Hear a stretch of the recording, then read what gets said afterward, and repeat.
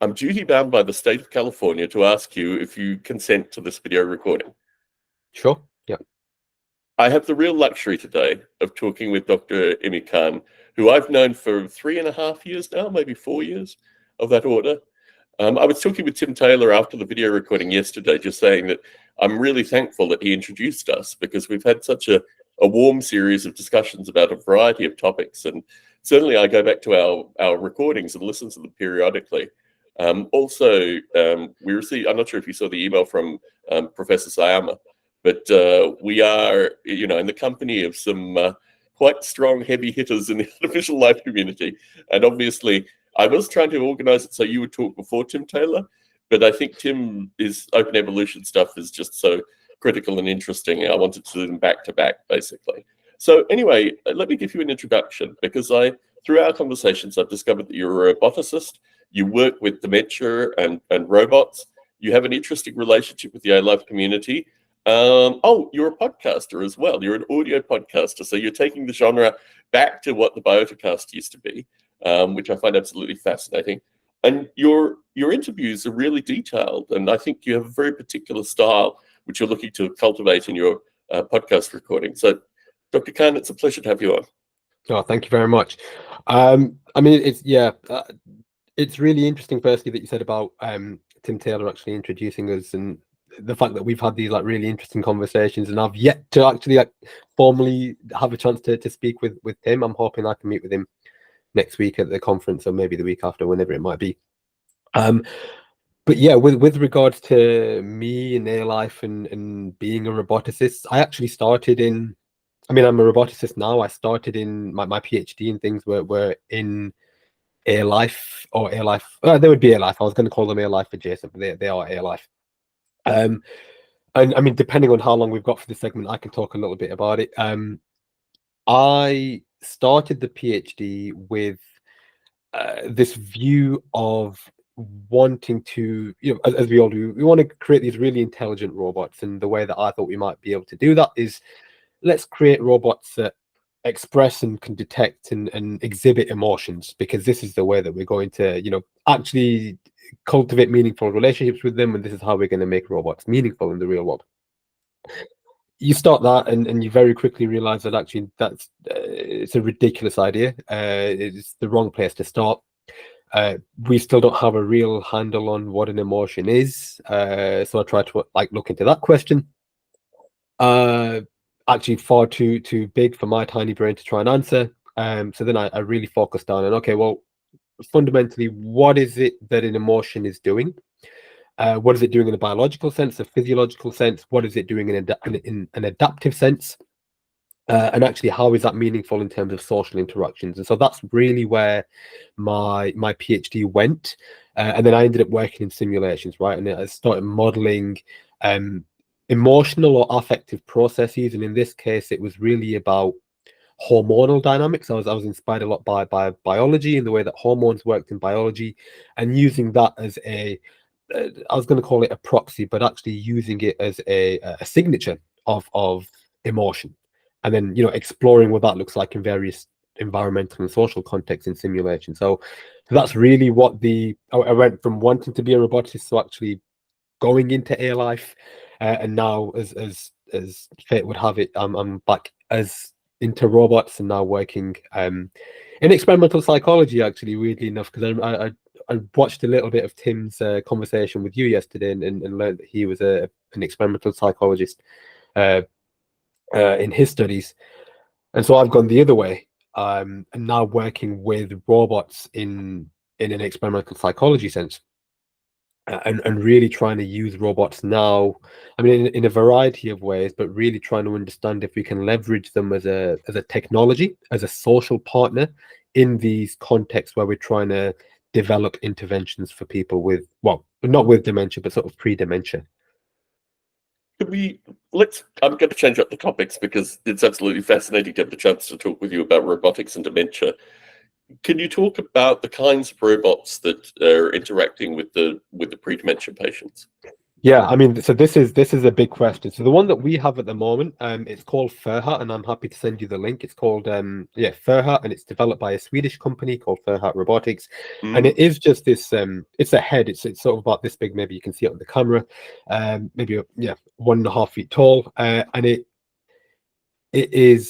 has a mask, sort of like a plastic mask that has a projector behind it, and it can project sort of like ultra realistic faces.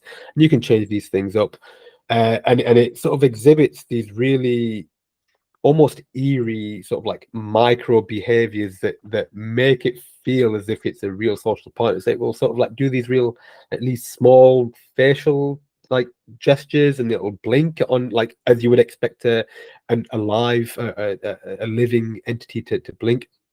I mean, that's the one that we use. There is a big question, not just with people who have dementia or pre-dementia or elderly citizens, but actually with any demographic that you're working with when it comes to trying to implement robots to these medical or intervention settings, of like what the right robot is, what a particular embodiment might afford that particular interaction or situation, what there's all these social cognition aspects to it. What is the perception of this thing as an agent or as a tool, and that changes. For example, children will see robots, particularly humanoid robots, more as living entities and things that are alive, whereas people who are older, and especially the elderly citizens, will actually just see them as technological tools.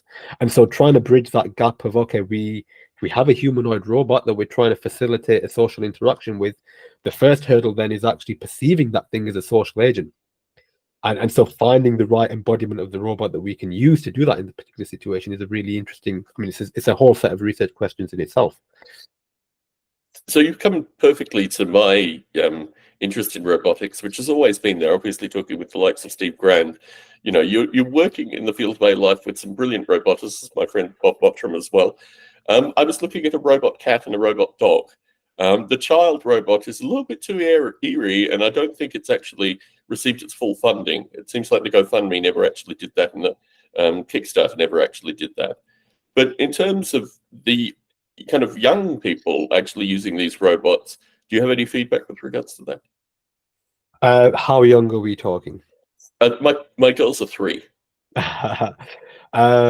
I mean, off the top of my head, there's nothing that I can recall from the literature. I mean, I've not worked with the young children specifically, so I would have to think about the literature here. I think so. So my understanding of it is, and I'm hoping I'm not misrepresenting it here, is that younger children tend to gravitate or be more receptive to the humanoid-like agents. And I think particularly with the generation that it is now, who have like more exposure to like all these like really what's the word I'm looking for, like interesting technology. We're talking about sort of generative models and how quickly they're able to access artificial intelligence and so on, that they are going to be more receptive to things and accepting of things that they perceive as living. And we see the inverse for people who are older, who they gravitate more towards these like pet-like or zoomorphic type animals, agents.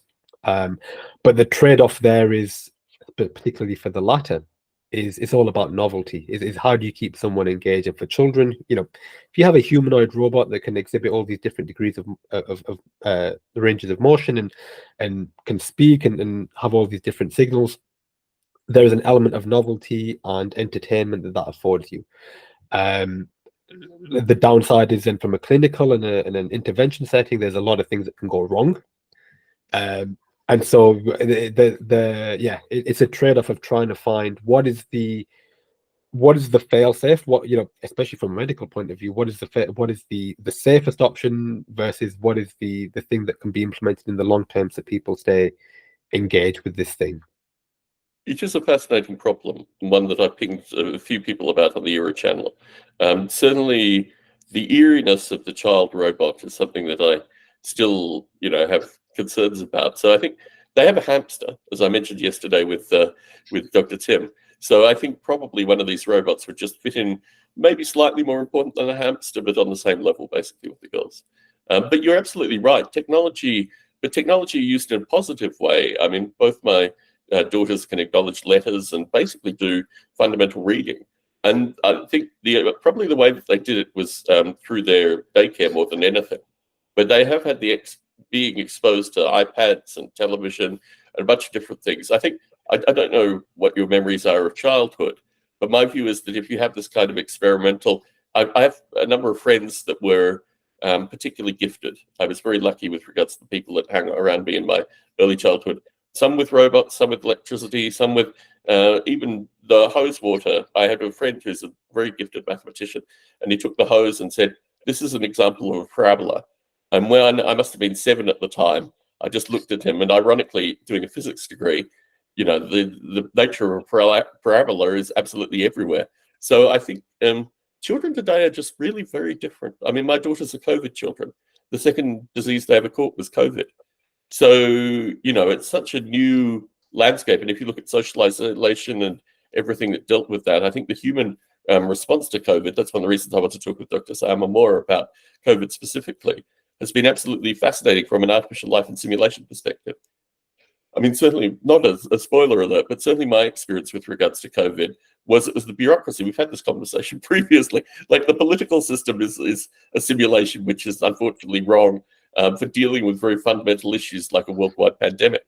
So I hope not to get too political with Dr. Sayama, but my view is you have to, if you've experienced COVID, have that kind of discussion with people who have clearly modeled this and become experts in it. Anyway, I don't need to talk enough about my experience with COVID. I'll say that for Dr. Sayama. One topic that we haven't been able to raise that's been on our list for probably, 3 years of our conversation is with regards to, now, I'll let you discuss the religion topic from your particular perspective, and then let's get into the details associated with it. Yeah. I mean, where do we start? So I think maybe I can. This whole thought process, I think, comes from as I have, I guess, developed, evolved, improved. I don't know if that's the right word, as a scientist and a researcher. One of the things that has become apparent to me, I mean, in a positive way, of course, and in an intellectually stimulating way for me, is how do I, over time, get taken seriously, I guess? How do I balance this critical mindset and this sort of skepticism that I should always have as a scientist and someone who is trying to be inquisitive about the natural physical world with sort of religious beliefs that I've been brought up with and raised in, and actually ones that I have cemented in a little bit more deeply as I've gotten older as well. So I think maybe you heard on a podcast that I had with Alyssa, but I'll just reiterate again. Throughout my life, I was born and raised a Muslim, and over time, I mean, I'm coming to my 35th year now. I'm 35 next month. Good heavens, that sounds horrible to say. Congratulations. Yeah, thank you. Yeah, I made it 35. But over time, from a teenager and from sort of young adulthood to where I am now, the how much of an influence my religion and my religious beliefs has sort of comes in peaks and troughs. And there have been times when I've thought about things a little bit more deeply, and things where I've sort of stepped away, and it's not played such a big part in my life, although I've still had that identity. And now what's happened is I've come out of my PhD. I'm now sort of like peaking a little bit with the religion. I do hope to stay there for various reasons, but it's about now reconciling these things that often are pitted as being antithetical to each other, right? So people will have these conversations about, religion and science can't coexist. And for me, in my mind, I'm like, well, I would like for both things to exist. I think both things are really important for me and probably for many other people. And just about having conversations like this and with others and saying, okay, well, how do we make this work? How do we make it so that we remain skeptical and we have a scientific method that we all agree on, and I'm not going to dispute because I think it works, but also holding these beliefs and with them the implication that there are some things that you hold in faith because you can't observe them, and so it's a really difficult thought process in the battle, but one I think that can also be really enlightening and interesting to have a conversation about as well. Certainly. Well, when this comes around, I refer to myself as being pre-Dawkinsian, because basically Professor Dawkins has defined for probably the past 25 years. Actually, I could probably work that out because it must be close to, yeah, let's say 25 years. I have an exact date thanks to my discussion with Tim Taylor yesterday. But anyway, so Professor Dawkins has been very polarizing with regards to his account of science versus religion as a big versus, as opposed to being something where in the study of science, you don't need to have any concerns about people's religious views. The idea of the extreme dichotomy, either you're pro-religion or you're pro-science, has really permeated the past 20 years. So I call myself pre-Dawkinsian specifically about that. I've cited Dawkins a bunch of times, but I'm not a true believer in Dawkins's vision with regards to this. My preferred philosopher is Bertrand Russell, because he had a very different narrative associated with that, and very much sympathetic to the fact that people who had religious beliefs could also make a really strong impact in science, which I think is absolutely fascinating, because certainly the narrative associated with what's pushed by,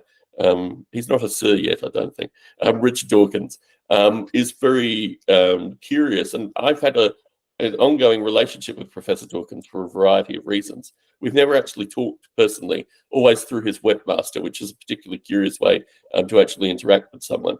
But yeah, my view is that the whole debate with regards to science and religion isn't even a real debate. It just means people haven't read Bertrand Russell. They haven't read, well, it's interesting, I was talking with Jeffrey Ventrella about Daniel Dennett.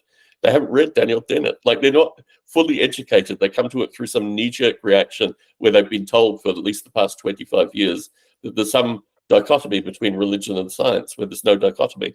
I find it particularly ironic in this country with regards to Dr. Fauci, because obviously he's a political character through his interaction with COVID. The people that are against him put up these pictures of dead dogs when they're on the House of Representatives committee with Dr. Fauci, saying, this is your kind of science. You allowed these dogs to die. So the polarism with regards to science versus religion, I can't say it's artificial because it's grown up independently of my particular perspective. But that's why I thought it would be really good to have a chance to chat with you about this topic, particularly because I don't see science versus religion to actually be a meaningful debate. I think people can come to science with any number of beliefs, and many do. What comes out of that, as you say, is scientific method, some degree of introspection, but just an ability basically to coexist with science without necessarily having any particular religious belief. I think that's one of the things that struck me from your conversation and your podcast, was that perspective with regards to this is, Dawkinsian. Prior to Dawkins, there were amazing people like Bertrand Russell, which have a complete, and Daniel Dennett, even after Dawkins, which have an amazing view with regards to science and the tapestry of the people involved, and particularly with regards to what people call about science versus religion debate. My perspective is it's not a real debate. It's not a meaningful debate. You're dealing with not even imagined things. You're dealing with things that by nature are not demonstrable. You should be able to live your life irrespective of this dichotomy, which you alluded to. Yeah, and I think so the first thing is I did see Bertrand Russell in the notes, and I'm obviously aware of him, but I hadn't read, I should do anything from him pertaining to the religious discussion. I think probably I should do. I'm also, and I've made this decision this last year actually, because I've avoided actually engaging with a lot of the stuff that Professor Dawkins has written disseminated, probably prematurely. And I think a big reason for that was a lot of the stuff that I would see coming from him was perceived to be perhaps a little bit provocative. And for me, I'd rather not engage in stuff. I'm quite happy to be like, well, like you said, you live your life and I'll live my life. And unfortunately, when it comes a bit provocative, I feel a certain way about it. But I think I have it now on my reading list to actually read The God Delusion, because I'd be very interested now to understand what his arguments are, and just see, rather than dismiss them outright and say, okay, well, what are you thinking? And I'm it's not a new book. I think it's been out for about 20 years now, but I'd perhaps like to engage with that. I think the conversation now about like science versus religion, completely agree with you about you take from religion what you want to take from, and I think this is where sometimes, you know, the stuff that I see from Professor Dawkins and some others is they almost strawman religion a little bit, and completely looking at all the extrinsic properties of religion, and actually, and we could talk about this again, like what the extreme views of certain political ideologies, how they manifest themselves and how they are enacted in various parts of the world, and they will point to these things as examples of bad examples of religion, which, you know, fine, we understand that there are bad people in the world, and unfortunately people will, you know, will gravitate and fight behind certain ideologies. Whether those ideologies are grounded in religion or not is somewhat relevant, but actually it's the ideology and the willingness and the wantingness to feel a little bit disenfranchised and want to stand behind something. So I think that's what religion lends itself to. That being said, I think air life particularly, I think, is quite interesting as a testbed of these ideas, because for example, you know, we're talking about Darwinian evolution, you know, as we're trying to simulate it in these computational models. And so, you know, there might be a really high level question of if you a priori have religious beliefs and expectations of how life has come to be, how do you then reconcile that with theories of evolution that you're trying to simulate in computation or wherever that might be? So yeah, does having these religious beliefs artificially constrain your willingness to explore various theories or you know, extrapolate things from data or actually read data? Yeah, all these things. So I don't know. That's an interesting question, I think.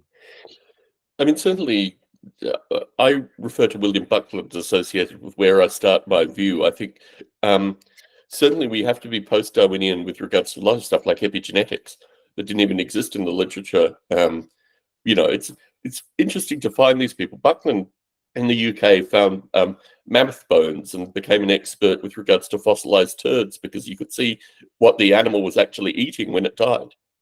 So I'm not sure if you've seen William Buckland at all. No. It's absolutely fascinating to read the pre-Darwinians and then to read Darwin and then to go afterwards. I mean, Darwin was a very interesting character just to read, although people don't often talk about it. He married his cousin.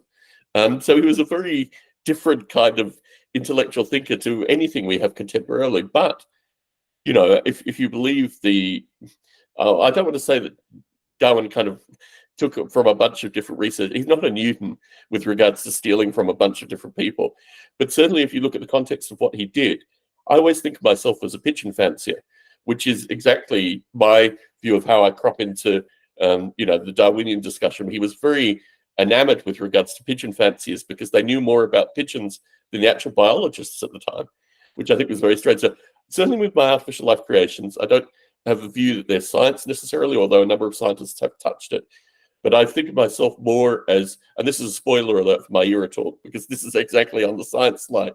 I talk about pigeon fanciers, and we as artificial life hobbyists, or you as an artificial life academic, you know, we learn. So this is the beautiful thing with Professor Sayama's work, is that he's had maybe 8 years to study it. No, 12 years to study it, maybe. So he's created this artificial life simulation. He put it out there associated with research papers. And then he spends from 2011 to 2018 actually studying it, which strikes me as very interesting. You need to have this view with regards to your simulations that they're things that go out and need to be studied afterwards. Anyway, I think, have we covered the full religion topic, or do we have more stuff to cover? I mean, anything else that you want to cover? I think that there was some mention of, let me have a look, the Chechen War. Yes. So anyway, my exposure to a very interesting perspective, but in the English language, was through the New Straits Times, which is a Malaysian paper. But they actually were very pro initially, the idea that the Chechen War was bringing a lot of people together. They were in favor of the Chechens, obviously, against the Russians. But the thing that struck me about the Chechen War was, and this is a science versus religion point, 15% of the people were in favor of the Chechens, native Chechens in favor of the Chechen War. 10% of the people were in favor of the Russians in the Chechen war. The remaining group just wanted to be left alone and have an ability to raise their children and just have an ability to live, which the war didn't actually give them any credence about. I think it's one of the most interesting cases where if you see something from a slightly different perspective, as the Nutriates time gave, you have a greater understanding of basically that normal people just want to live their lives. They don't want to be touched by war. They don't want any of this mental baggage. So the Chechen conflict for me, obviously the Second Chechen War is considerably more political, but just having an ability, I was probably 19 at the time, maybe 18, to read about what's going on in Chechnya meant that I followed the Chechen example for a long period of time. Anyway, does that make sense? I completely agree. I think that perfectly summarizes. Again, this is why one of the reasons why I've been a little bit apprehensive to read people like Dawkins, and I will state now that I'm more open to it. Whether I agree with him or not is going to be a different conversation, but at least open now to understanding his perspective, however provocative they might be. When you look at the polar ends of the extremes of any political ideology or religion or social group, you are going to find terrible people and terrible people that want to do terrible things and will vote in these polls for terrible things to happen. That bell curve, the vast majority of people under that bell curve just want to, have an identity that might be associated with religion and don't want to worry about it. Everybody understands that we're just visitors. We're just exploring for a little while and then we're going to go away in 70 or 80 years and we don't want to worry too much about it. Just everybody live their life. And I think, so for me, again, the way that I reconcile religion and science in my mind is taking what I need or want from religion, and it is that aspect of just as a sort of guiding principle and a light in life, and taking what I want from science. And then those edge cases about, okay, well, the origin of life or evolution or, all these other things, I worry about them as and when, rather than, focusing on this real dichotomous view of it has to be either or. And so, I mean, it's going to be a continuous journey. I don't know how many people listening to this will also have a similar sort of, it's not a battle necessarily, but it's an internal conversation, ongoing conversation about how do you meaningfully balance the two things. I should say, especially when it comes to different types of religions, we'll have different views on, for instance, the origin of life or various other things. I don't know. It's still mostly an unformulated thought, and I don't know what the answer is or whether I will shift one way or another in later years, but let's see. A slightly horrible story, which I'm going to share with you anyway, is that my father, who's still alive, thankfully, has a concave skull because he was attacked by a group of teenagers with a cricket bat when he moved to Australia.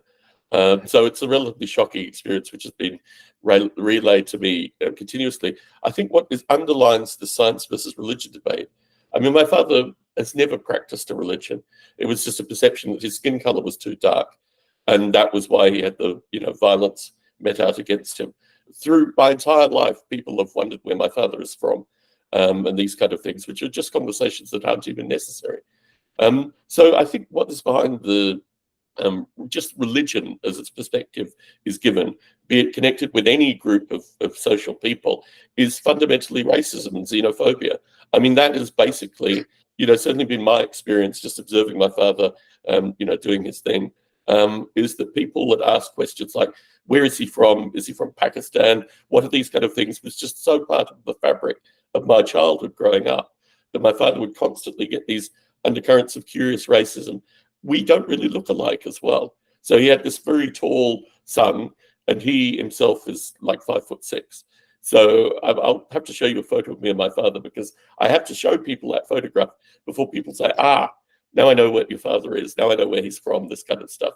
So I think the nature of how the science versus religion debate has been enabled to be co-opted by xenophobia and racism, I just think is pretty despicable. I will give you someone for your reading list. Daniel Dennett, I think, is a far superior Dawkins than Dawkins is currently. And certainly, Daniel, I'm not sure if you heard my discussion with Jeffrey Ventrella, but I think Dennett is a better Dawkins than Dawkins currently. So when you're reading, I would recommend you read some Daniel Dennett as well, just kind of round out your perspective with, so it's not a strictly us versus them phenomena, but you actually can see some of that through. Anyway, your thoughts? Yeah, no. So I mean, I'm obviously familiar with Daniel Dennett. May he rest in peace. Amen. And yeah, I mean, but yeah, again, I've still not engaged too much with the literature, and I think the reason for it is because it's a whole kind of worms, right? I know that there are obviously big discussions in philosophy about these types of conversations, and sort of like, yeah, and so I've tried not to engage with it. I should, and there's no excuse for it, and I think I will. The aspect of xenophobia and racism is, yeah, I mean, I don't know if there's any future employees that might be listening to this, but I've had my fair share of interactions with people who have tried to co-opt religion and race and so on and so forth in my younger years. I mean, we see even now, maybe you keep up to date with the political landscape here in the UK, but we have another sort of pretty far right group, Reform UK, who are offshoots of the English Defence League and so on and so forth, and they provide like this manifesto of all these great things that they might do. And yeah, I mean, inbuilt into it is these policies against limiting immigration and these sort of like anti-Islamic tropes, and you see it all the time. And I try my best not to engage with it, but every so often somebody pokes me a little bit too hard, and I just tweet something. Certainly. Well, to it, yeah. I've already given you this example. I have 3-year-old daughters who are absolutely amazing, just very vibrant, very, just discovering the world currently. My youngest has really quite amazing language skills. My eldest, not so much. But just because they're sisters, it kind of balances off each other. What I will say is the fact that my children cannot be British citizens was actually, as you say, xenophobia and racism in 1980. So England has had a long history, a very long history, with regards to actually embodying xenophobia and racism into law.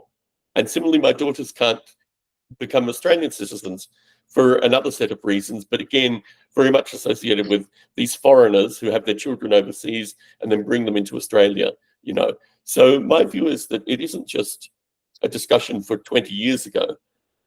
It's a contemporary discussion where if they have birthrights from being born in England versus being born to fundamentally an English father and an Australian father, which is even more. So my view is that xenophobia and racism has created stuff that we've already talked about. And it really has got, it's just, once it becomes systematized, once it becomes part of, most of the population doesn't even know. I mean, I had an amazing interaction with my family that live in the UK and other people, and they were like, oh yeah, right, that's the law. They weren't in any way angered by the law. They weren't angered with the fact that it actually kept me out of the country because my daughters cannot be citizens of the country. So it is very curious how these things are systematized into law and, impact everyone who are just trying to lead a normal life. That's one of the things with the kind of science versus religion discussion that you had with Alicia was you can't even unpeel this onion. Like there are so many layers to this thing, which are part of law, which happened 20 years ago, and all this kind of stuff. I had a very incensed listener, Anton Mikhailov, who I'd done the previous podcasts with, and he said, but my children were allowed to be Australian. And I said, no, my children aren't allowed to be Australian because of this reason. And he was just like, oh, okay, that's why it is. Yeah. So anyway. Yeah, I mean, we could, I don't know how long you would spend on this because I have like a very long lived experience of very similar things. I mean, the fact that you can look on a British census right now, right? And I'm now 3rd generation. You look on the census when you're filling it in, and you see white English, white Irish, and then it's like British, and then like so I can't even identify as English despite the fact that England is the only country that I've lived in, barring Sweden for a few years. And my family has been here since World War II or just before then, and so yeah, the fact that, like I said, it's built in, and like it's it's small things like that, right? And I know, like, some people might argue that, it's just, it's not worth worrying about, but it's an accumulation of those things that all of a sudden, creates this wider issue of xenophobia and things that then you still create this us versus them divide, which then extreme political groups will capitalize on and will form their policies and manifestos on the back of, because there exists this perception in society still that there is a group here and a group here and a group here, not just that everybody's just the same, right? And then we're just trying to enjoy our visit on this planet for a little while. What I find particularly fascinating, because I've applied for a bunch of jobs at Apple and other places in the past 9 months, maybe, is that you're asked about your sexuality. Now, you have to know whether or not you affiliate with a particular group of people, and then you're asked to actually specify it. Then you're asked to specify if you're mentally ill. Then you're asked to specify a bunch of things, which you need to do on an employment form now in this country. And I think the way that xenophobia and racism has been framed for so long actually makes any minority the ability to have some division between the minority, which I always find really fascinating, because you don't think Apple's going to care whether or not you're a part of a community, or whether or not you have a history periodically of a variety of things. So I think the problem with racism is, once it happens, then everything is very similar to my discussion with my children, everything is allowed to slide. I mean, it really is just stunning that, in this day and age, you have to answer intimate questions associated with your sexuality in order to get it. I mean, you could say, do not answer, which is basically an affirmation of the fact that this is touching on a wound. This is touching on something you don't want to actually participate on, which the employer can immediately see, the pre-employer, before you even go for a job interview. They have this information available to you anyway. So that's my particular perspective, that it just leads into everything. And then, obviously the politics in the US has taken a very different turn within the past couple of days. And it really is quite fascinating to see how the political system is fundamentally broken in this country, because you have two relatively elderly men who probably should retire and just enjoy their grandchildren. In the case of Biden, he doesn't even acknowledge one of his grandchildren. So you have this strange relationship with these people that are politicians, where you try to understand what they're doing, and someone takes a pot shot at one of them, just clips him by the ear, and then is immediately killed. So the whole nature of who he was is completely removed from the public sentiment. They can now find all kinds of papers on this and what have you. I did have in my notes, and I do want to say, I knew Julian Assange when I was in Australia. He's a very curious character. I have a number of stories about him, which don't need to be aired in a public podcast. But the fact that he's now out and available, although I don't agree with much of what he's done, in fact, an extreme version of him, but everyone seems to have an extreme version of him now, because he was polarized with regards to the US political discussion, which is a polarization that you never actually want to happen to you personally. But thankfully, he's out now. Thankfully, he can go and hide in Australia and no doubt write one of his many best-selling books, which will no doubt sustain him. But yeah, when I knew him, he was a very curious character, but I did want to just throw that in the podcast.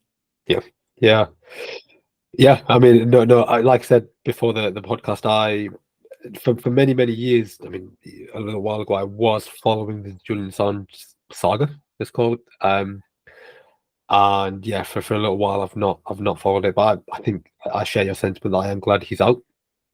And then let's just see what happens, I guess. I don't know.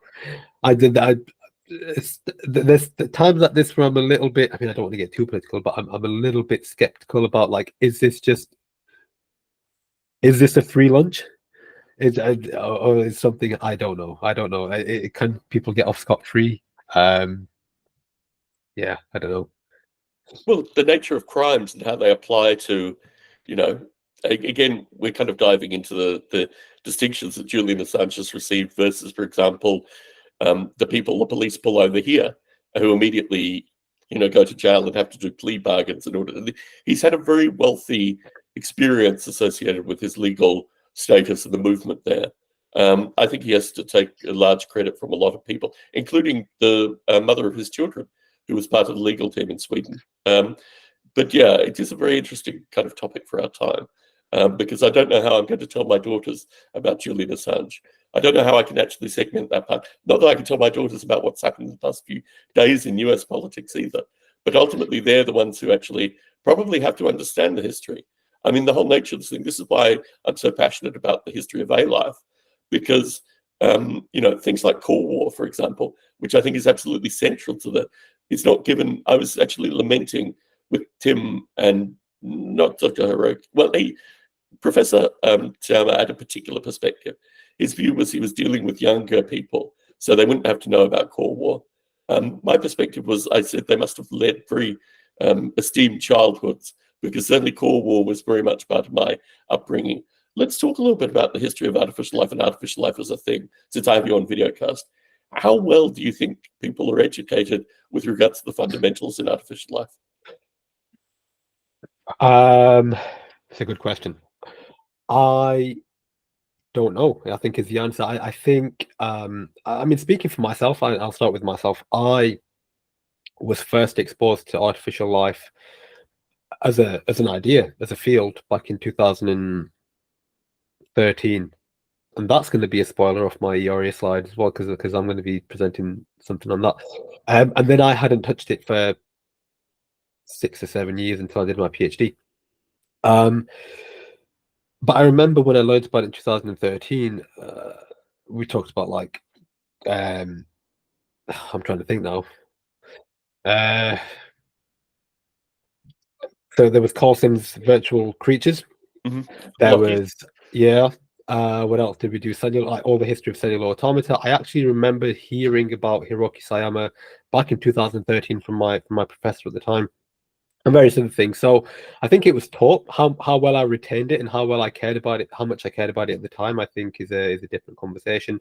But then I look at things like the conversations that we have now on the ERA Discord server, for instance, and people have a really good understanding of some of the foundational ideas and concepts around artificial life, depending on how far back you want to go. But I think here in terms of things like cellular automata, the origins of cellular automata, and things like that.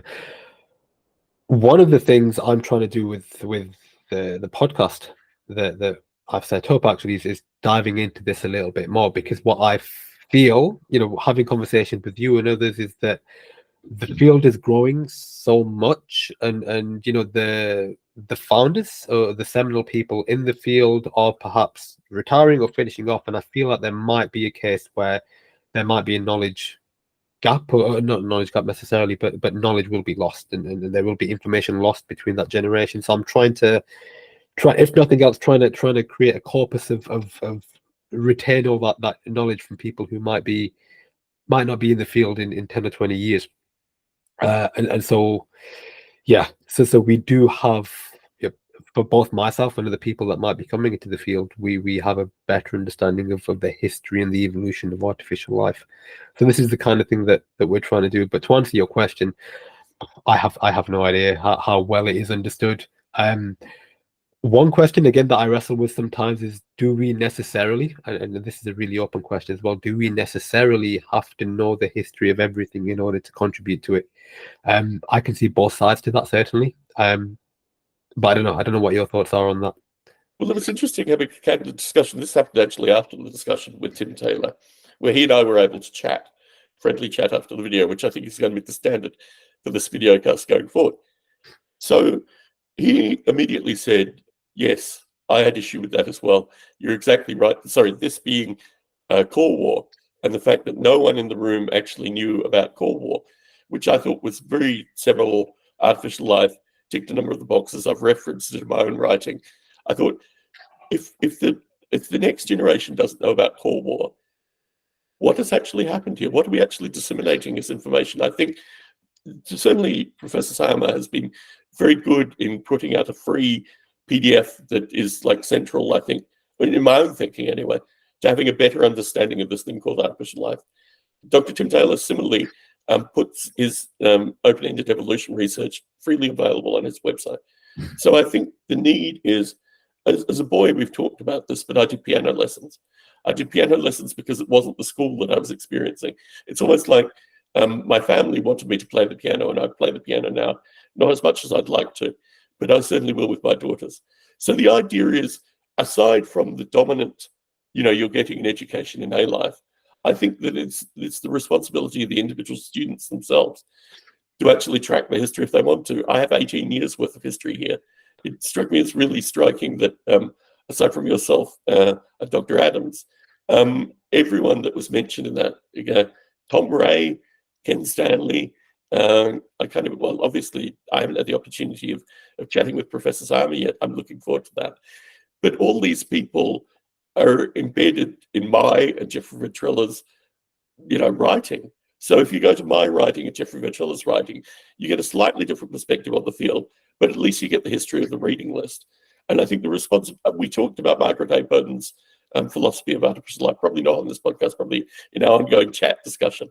But my view is, if you're not reading Margaret A. Bowden, who won an award thanks to me actually nominating her, because no one had thought, oh, we'd never actually thanked Margaret A. Bowden for her impact on the field of artificial life.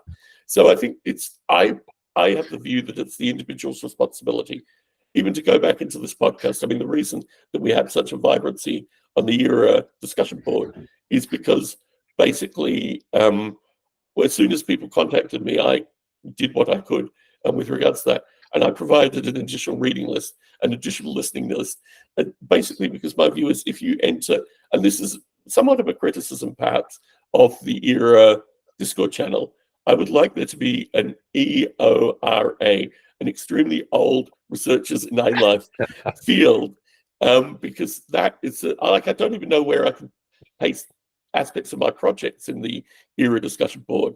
My projects are very mature, or relatively mature. We'll talk about London 1940 in Copenhagen. But it's something where I fit in through the interactions I have with people such as yourself. And I have a long list of thank yous on my slides associated with the people that have embraced me in ERA. But still, with ERA, there's not really a resting place for my kind of stuff. I'm very mindful of that. I don't want to spam. Oh, it's that Tom Barbalet guy spamming us again, which unfortunately happens with regards to my LinkedIn, because I publish so much stuff associated with videos. I mean, you're going to appear on my LinkedIn with this video. But it is interesting that I still think it's the importance of the individual to talk with people such as myself, Dr. Tim Taylor. I mean, that's why I brought all of you together in email. With Dr. Taylor has a very particular perspective, and I'm really thankful that you're going to meet at the conference, because he's looking forward to meeting you as well. So my perspective is, the individual needs to take a certain degree of responsibility, and you at least had Margaret A. Bowden's book at some stage. So anyway, what are your thoughts with regards to this? I completely agree, and this is why I think I asked it about whether it was an open question or not. So selfishly, this is one of the reasons I saw it in the podcast, because I think I've mentioned it a couple of times. My first A-Life my first A-Life conference was 2020, and that was actually online because of COVID. And I've had a particular perspective and idea of what A-Life wants and needs, and what kind of things are interesting. And then you sort of stay in the field and you do some reading, and you very quickly realize that there are all these different methods and all these different names and all these different lineages of work that you need to be following. And I took a step back, and I was like, I've been in this field, actively in the field, for 3 years, and I feel like I know less now than I did before. And I'm like, I have all these streams of work that I need to understand a little bit better, and I need to, for my own purpose, just want to understand a little bit better. So actually the podcast, and I think we've spoken about this before as well, is selfishly just for me to have interesting conversations with people and learn a little bit more about what they do, what sort of methods they're using, what simulations they're building and working on, and what theories they have, and sort of build that sort of knowledge in my mind, and hopefully contribute it a little bit towards other people as well. But I did see a video a few days ago. Actually, it was another video cast on artificial intelligence, and the person being interviewed actually mentioned that students in artificial intelligence nowadays don't even have a 5 or 6 year understanding of the history, or an understanding of sort of 5 years of history of the line of work that they're doing.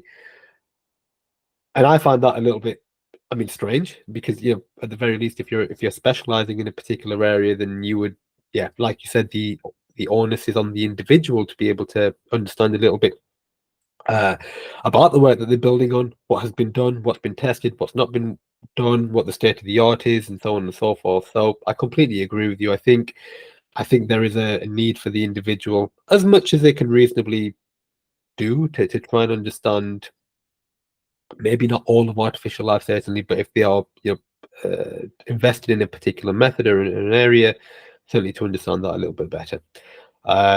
And like I said, this video cast and my podcast and all these other different outlets of outreach that we're trying to do, and the sort of this public discourse that we're trying to have, I think is contributing some way in making sure that we cement this knowledge somewhere in these discussions, and hopefully like keep things just a little bit fresh and keep things front of mind. Well, that's what I'm trying to do with this video series. This is why I've moved from audio podcasting, which I did for 18 years, and just the space of artificial life. A wide variety of people subscribed to the feed and actually gave me feedback on that. But moving to video is about getting a whole new generation involved with these ideas. So I don't know how this thing is going to evolve necessarily, but my hope is that people will like and subscribe to the video. Let's keep the YouTube related stuff. If you've gotten this far, you should subscribe definitely to Last Monkey Standing, let me just say. Ironically, I have in my era slides that exact message, basically, because obviously Last Monkey Standing will be the avenue that my era talks, because I'm giving two of them are coming through.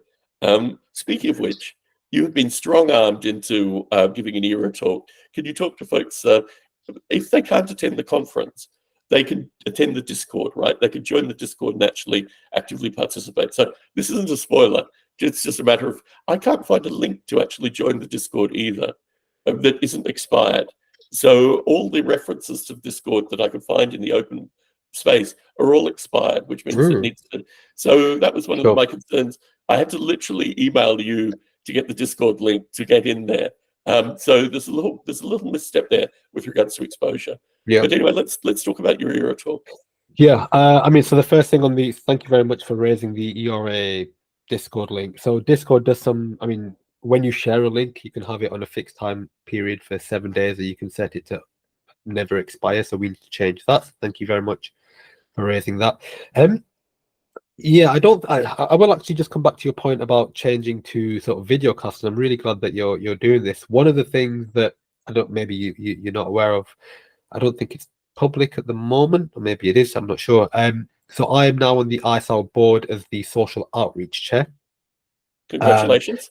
Thank you. And I mean, what this facilitates, we're still trying to figure out, but the general idea of it would be to be sort of like the public-facing, well, our public-facing figure for ISAL, right? And rather than having these discussions internally with other scientists, doing things like this, saying, having conversations with Joe Public or, just other citizens and trying to promote artificial life with all of its quirks and weirdness and just trying to break down the barrier of accessibility a little bit, and just trying to what's the word I'm looking for, market some of the tools, techniques, methods and things that we're working with, because I think we've said this before, air life has a marketing issue and it's got a marketing problem, and we're trying to fix that a little bit. So you're going on YouTube, and I think this is really good. I have set up a TikTok. I've not been on TikTok for ever. And I've finally decided that this needs to be now the platform that we should be leveraging, or our platform that we should be leveraging. I think TikTok does a tremendous job in how it handles things like reels and just 10-15 second videos of really snappy short videos. So I'll be finding some way to do that. I have a notebook somewhere with a lot of reels that I want to develop or record. So that's that. The ERA talk, yeah, so that is going to be on Sunday. I wouldn't say I've been strong-armed necessarily, but I sort of put myself forward as a 50-50, and then I think now I've been convinced to do it. The general idea is, so we have a session where we've invited senior academics, people who are well established in academia, and also senior industry people who are like well established or have lots of experience in industry, to basically give their experiences, journeys, stories, advice on sort of their respective career paths. And I think this is awesome. I think it's a really, really great initiative. One thing, so I've been to a couple of senior academia talks or the type of talks. And one thing that's always struck me is we've had talks, and I don't mean this with any disrespect to anybody, but we've had talks from people who are 20, 30 years or senior to the people that they're speaking to. And I think there is as there always is, there is a generational thing. Times change, the way that we go about our life, and the way that we go about leveraging certain things, and the skills that we need obviously change over time. TikTok actually is one of the things that I'm going to be speaking about, but what the general angle that I'm going to be taking is, I'm not a senior by any means, of course I'm not. I'm still a postdoc researcher, but actually, what does that transition look like, going from a master's or a PhD to a postdoc, but specifically what that looks like in 2024, and what is sort of important / relevant / unique about the particular generation that we are right now, or the generation below us, and how do we, what can we do, and how do we make things actionable in a way that allows us to develop our career specific to this generation. So we'll be speaking about things like leveraging TikTok. I will be making arguments, and again, this is a whole conversation about why I think conferences are dead. I think they're on their way out. Well, if not the way out, I don't think that they are the right forum for discourse anymore, and that there should be other avenues for discourse, i.e. TikTok, Instagram, YouTube, and finding ways to leverage this. So a bit of a rumble, but that's effectively what I'm going to be talking about. So to be perfectly clear, if you want to abuse TikTok with regards to any of the videos in Last Monkey Standing, feel free to do that. I know there are interesting segments of discussions where I'm just like, I wish I had divided and segmentized this in like 3-minute videos that people can watch, because the attention span is never for the kind of videos that I do, aside from people such as Dr. Tim Taylor and people such as yourself. Yeah. Excuse me. So I think this is it. I think this is why I mean, we're going off on a bit of a tangent, but I'm happy to right now, is YouTube and this longer form content I think is really good, but it has to be on a spectrum of, okay, well, what other content is available? Right now, we have, I mean, in the general scientific realm, we have conferences and we have invited talks, and now we have some podcasts, right? And I think people like Tim and Hiroki and Chris Adami, these people are appearing on podcasts and various avenues. Barring that, how do people like me, how do people like people who are younger than me, people like these Gen Z people, researchers, how do they engage and how do they disseminate their work? And so we need to find different avenues. So we have YouTube, we have Instagram, we have TikTok, we have these podcasts, and I think trying to leverage all of those things can be really, really meaningful and helpful to people. Yes, I mean, if you need simulations that are actively running, feel free to have simulated ape there. I've had interesting success with putting it on Instagram, probably, I don't know, 5 years ago, back when the alleged comedian was trying to, and his alleged lawyers get a mention on my Era slide. Anyway, I certainly did Instagram with regards to clips associated with simulated ape. And people were very receptive to it. I got a couple of complaints, like, you're filling my feed with this crazy stuff and stuff like that. But a lot of the comments were actually from people that were really fascinated by my work. And I think that segment in time, firstly, in terms of the youth demographic, but also associated with people that are just out, they're not attending conferences, right? They're not doing any of this stuff, but they see the video, they look at the website, they're like, oh, this is actually really fascinating. So I mean, my view is, if you have any problems with regards to using any other, I'm sure Avita's going to be in there. Professor Adami is probably going to have his little portion too. But yeah, feel free to use any of my work. Even if you want to use audio from previous Biotacasts, feel free to do that with, I don't know, maybe my simulation running with the Biotacast audio. But I think this is really fascinating because you deal with concepts like attention span, which is really very curious currently. With this video format, the attention span for a traditional watcher would have clicked off, in the first, probably somewhere between 90 seconds and 3 minutes, just by definition. If you're still listening to this, please like and subscribe. Okay, so that is the problem that A-Life and a bunch of different other academic, concepts. I mean, imagine being a biologist currently. Imagine being a plant ecologist currently. I mean, I think because of the way A-Life is, where you actually, was very much because of my open evolution discussion with Tim yesterday, was this is the actual beautiful play-like elements in artificial life simulation. Please also, I will extend that, anything that Jeffrey Vetrella has done over the past 20 years, I'm sure he would absolutely love to, get that. He unfortunately is being pulled out of Wikipedia, so the PTSD that I have that associated with maybe 4 years ago, I've seen basically Wikipedia. He is currently seeing Steve Grand as well is very concerned that his page on Wikipedia will be pulled off. I haven't heard from Dr. Bruce Tamer yet. I'm hoping I will hear from Dr. Bruce Tamer. But this notion of the assault on the underpinnings of artificial life is very real. The way you deal with this assault, which I've tried to make to Steve Grand yesterday, is you actually produce these kind of videos.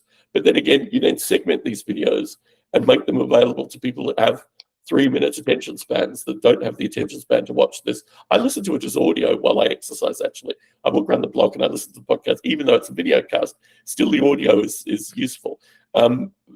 I think I've had the conversation with Dr. Taylor, associated with YouTube, pick up podcasts. Unfortunately, they won't pick up any of my podcasts because there's a slight distinction in the feed. You need an additional UID associated with each episode, which was never part of the Apple spec. So this whole notion of you create a podcast, but now it's only which I think we've corresponded about as well, that the actual getting a podcast to people to listen to, audio-wise, let's just move that aside. Video, short form video, this is what we should be focusing on, associated with getting the message out. Yeah, and it has to be, and again, this is something that I probably won't speak about it next week, but I've actually tried to think about doing this as a solo episode on my podcast, is trying to encourage this to be a distributed effort. So it's fine you doing it and me doing it, but we need 20, 30, 50 other people doing it. And all of a sudden now you have TikTok and Instagram and all these other people's feeds that are full of this artificial life stuff. And so rather than having it centralized on one person who might get taken off Wikipedia or whatever it might be, or TikTok or something, you have 50 people who are now singing from the same hymn sheet and distributing that effort accordingly. Yeah, I mean, I've seen it work, and we've spoken before about my love for like exercise science and exercise science literature. This field does it phenomenally well, because what they are doing is understanding that, particularly because of COVID and post-COVID, the general population is becoming a little bit more science aware. Whether they're being more scientifically literate or not, I think is a different conversation, but they are at least aware that there is this thing called science and the scientific method, and like people are doing science behind closed doors. And so they are more actively welcoming to seeing that type of content. The question now about dissemination, particularly for the younger generation, is how do we take the things that we're doing and give it to the people that actually now are interested in it? Whether they know they're interested in it or not is a different question. But if you have 50 people saying, look, artificial intelligence, which everybody knows about, this thing called artificial life is actually way cooler, because this is where real intelligence is going to come from. So this is the general idea, right? So I do think the ways that we disseminate, the way that we engage with Joe public and the general public and citizen science thing, I think is all going to be, it's a critical skill, I think, both for the individual researcher coming up, but also I think the way that we progress as a field and we actually make ourselves marketable as a field and potentially to industry as well. I think we that's the way we do it. Certainly. Well, Dr. Khan, it's been an absolute pleasure to chat with you. It's a real luxury to have the opportunity to video chat. We have to do this again. My view is that I've been able to. Tim Taylor has not yet. Well, I think Tim Taylor and Dr. Sayama, Professor Sayama rather, together on a podcast talking about open-ended evolution might get some interesting people participating in this conversation. But I should say again, if you're at this point of the video, please like and subscribe. The content might be coming out in a shorter format, but certainly, we don't want to abuse basically the viewership associated with this kind of stuff. It's a very tight balance now, particularly as I do longer form videos. I've always done longer form podcasts. I've always had people interested in that. I don't know if there's an interest in longer form videos. So anyway, it's been a real pleasure to have the chance to chat with you. No, thank you very much for having me. And yeah, I'm very happy to come on again. We have many things to talk about. I feel like we're always having these back and forth about various topics, and then we start having a conversation and we dive into go off on these strange tangents sometimes. But I always think it's meaningful. Well, thank you once again. Pleasure chatting. Yeah, take care. Bye-bye. Okay, I don't want to stop the recording. I want to stop the... okay.